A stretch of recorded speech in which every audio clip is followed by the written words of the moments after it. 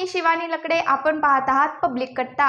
संजय राऊत नेहमीच अनेक नेत्यांवर टीका करत असतात, मात्र आज संजय राऊत यांना भाजप खासदार अनिल बोंडे यांच्या टीकेला सामोरं जावं लागले।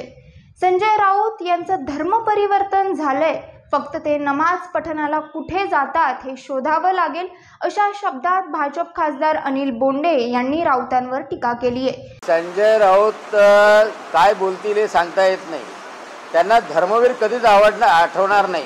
त्यांना औरंगजेब आठवेल, त्यांना अफजल खान आठवेल, त्यांना टिपू सुलतान आठवेल, कारण त्यांचं आता ऑलमोस्ट कन्व्हर्शन झालेलं आहे।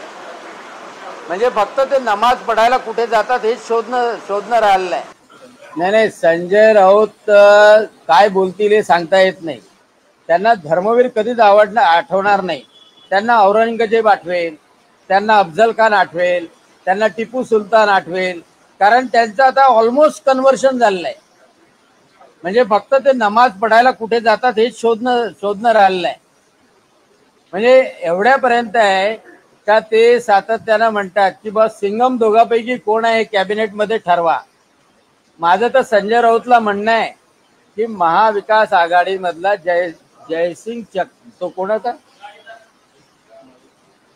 शिकरे, कोणाचा तो जयकांत शिकरे, संजय राऊतने सांगावं कि महाविकास आघाड़ी मधला जयकांत शिकरे कौन है।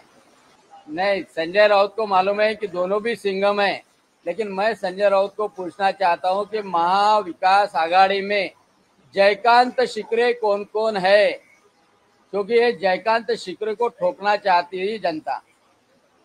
जयकांत शिकरे मालूम है ना, सिंघम ने जिसको मारा था।